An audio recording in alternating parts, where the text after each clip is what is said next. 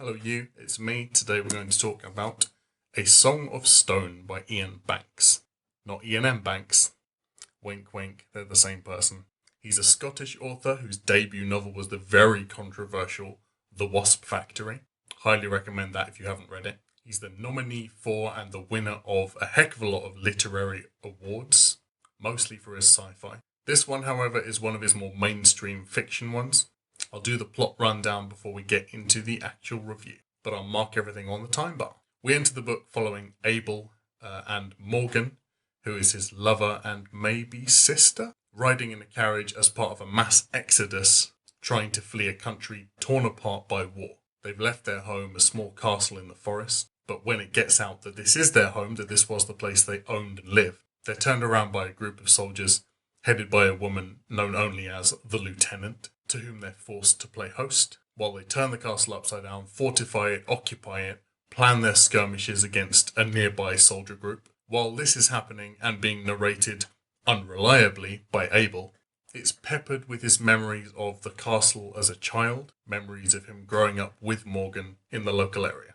That's really all that happens when you boil it down, and it's all I can really say without giving it away. It's about what happens when a society breaks down, where there are no rules or a vacuum of power, how things become about survival of the fittest. The narrator isn't a nice guy. I'll say that straight away. Because it's written very poetically and florally, you have this image of him as being interesting and reliable because he's educated, clearly, and very intelligent. But the book breaks that down very quickly and you understand sort of how messed up he is. Like I said, though, the writing style is gorgeous.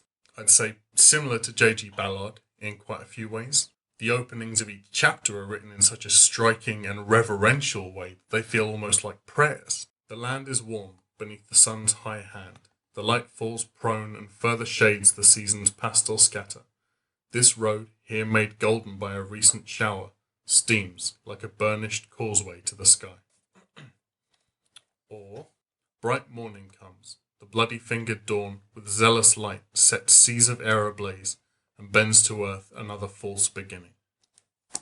It's written mainly in first person, but the narrator addresses Morgan in second person for large passages of the book, as if he's almost writing a letter or talking to her in his head. However, as the book unfolds, it became, for me, unclear whether he's talking to Morgan or the castle. Maybe they're so closely intertwined for him that as he goes a bit mad, they're sort of indistinct from one another.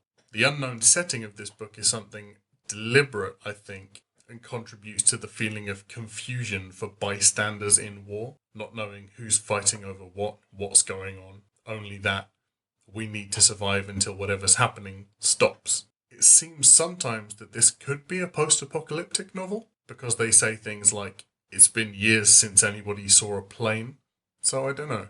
There are some really nice parallels in this book. You have the violation of the castle by intruders, and the forced sharing that he also experiences as the lieutenant seduces Morgan. You have the conflict of the war on two very different scales. I guess in all wars you have occupiers and invaders to some degree, and you have this on the large country scale and miniaturized in the conflict with the soldiers in his castle. How he tries to throw spanners in their plans, thwarting their efforts without even really knowing who's the good guy. It's unclear what the overall message of this book was for me, but I've got some ideas.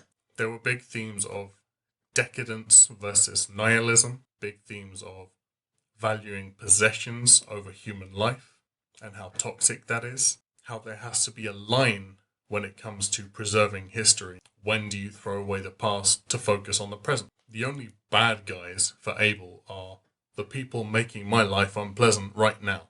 Is it better to shift your life completely and join a fight, or die trying to preserve what you perceive to be normal? I'm going to give this 3 stars. In a lot of ways it felt like it achieved what Canal Dreams failed to achieve. It's definitely better than Canal Dreams. Not as good as his sci-fi, not as good as Walking on Glass, not as good as The Bridge. It's sort of a mid-range Banks novel, but that's it.